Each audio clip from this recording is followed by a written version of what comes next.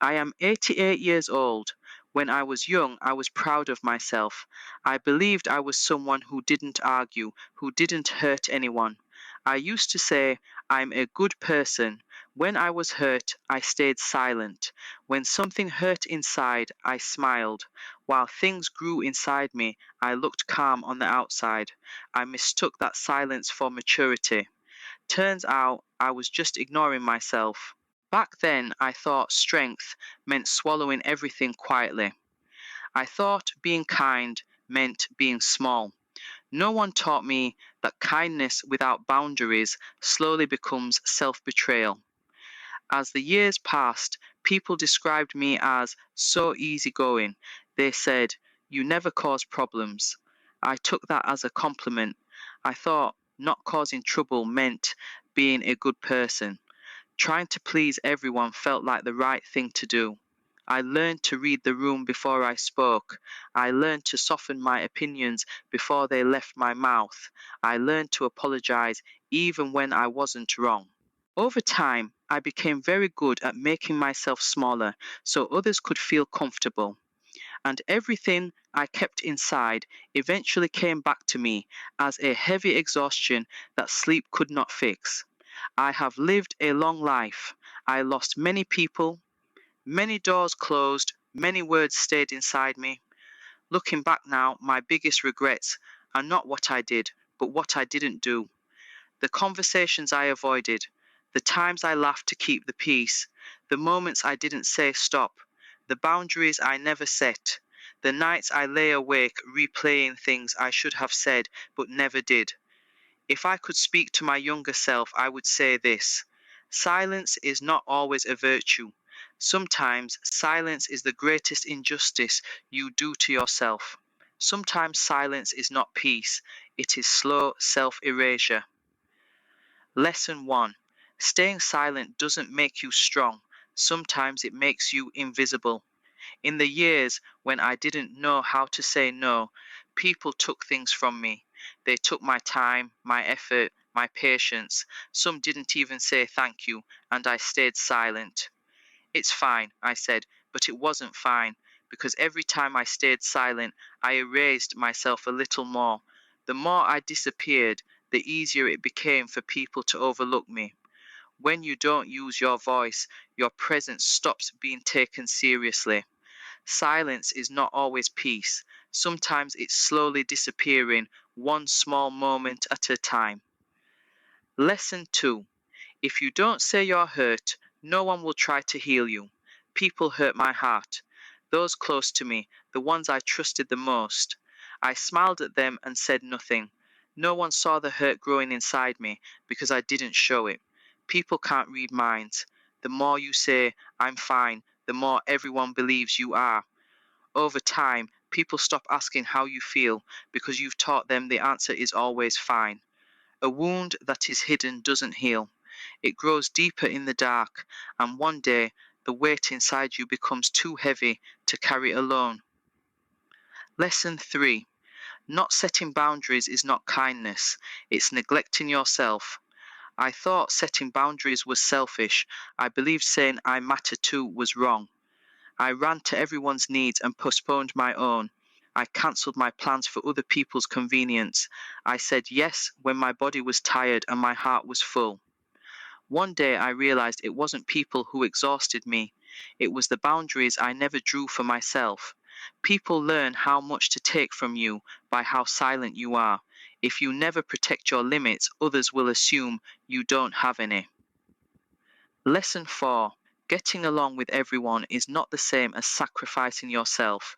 Being easygoing is a beautiful thing, but always adapting means slowly losing your own shape. For years, I lived according to other people's rhythm. I woke up by their clock, waited for their approval, stayed silent for their comfort. I laughed at jokes that hurt me. I agreed with things I didn't believe in. In the end, I started to feel like a guest in my own life. You shouldn't feel like a stranger in your own story.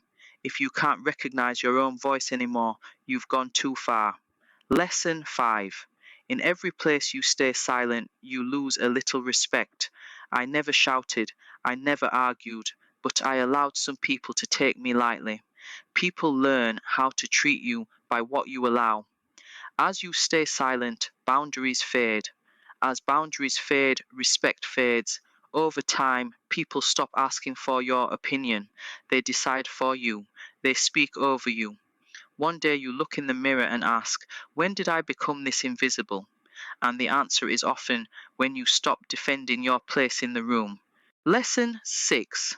Trying to please everyone damages your relationship with yourself.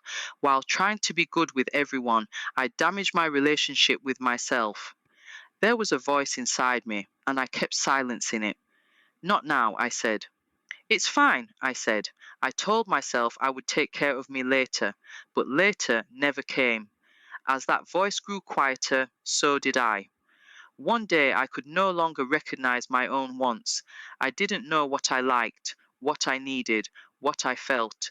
When you live for others long enough, you slowly become a stranger to yourself. Lesson 7. Silence can be more exhausting than conflict. I avoided arguments. I was afraid of conflict.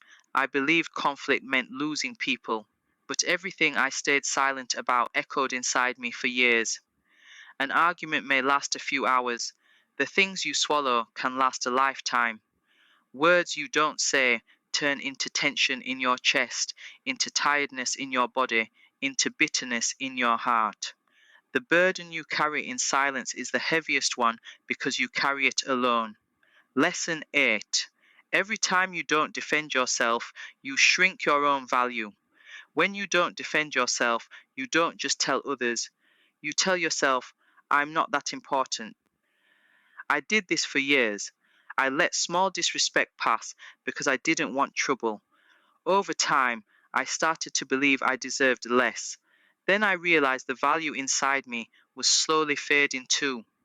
Defending yourself is not being rude, it's taking your own existence seriously. You teach people how to treat you by how you treat yourself. Lesson 9. When silence becomes a habit, you can't speak when it truly matters. At first, my silence felt like a choice, then it became a habit. Eventually, even when I wanted to speak, the words got stuck in my throat. My voice felt weak. My opinions felt heavy. When you get used to being quiet, your voice forgets how to stand up. One day, you find yourself unable to say the one thing that truly matters, and that moment doesn't come back. Lesson 10, and maybe the most important one. Being a good person does not mean being cruel to yourself. I gave up myself to be a good person. I thought goodness meant endurance, but being good means protecting yourself without harming others. Goodness is not silence, it is boundaries, honesty, and clear words. You don't become a good person by erasing yourself. You don't become kind by letting yourself be treated poorly. If you don't treat yourself like a human being, no one else truly will. If I could speak to my younger self, I would place a hand on their shoulder and say this: if you want to be a good person, don't stay silent. Speak when you're hurt. Stop when you're tired. Learn to say no. Choose yourself sometimes without feeling guilty. Don't try to get along with everyone. Get along with yourself. Because one day, when you look back, you'll realize the places you stayed silent are the ones that hurt the most, and you will wish you had protected yourself when you still had the chance.